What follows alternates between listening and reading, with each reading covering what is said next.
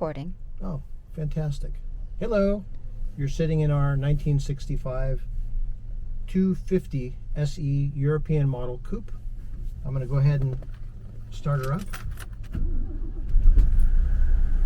It's showing just about 71,959 kilometers, almost 72,000 kilometers at the moment. Engine's still quite cold. Oil pressure's at 3 bar.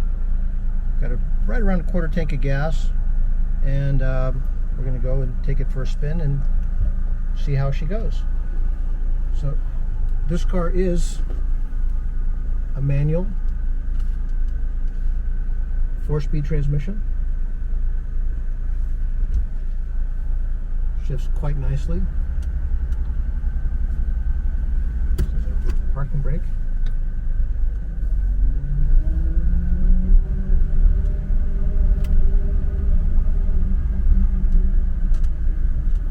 Hopefully there's not too much traffic.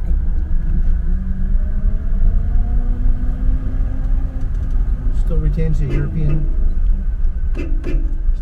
European horns.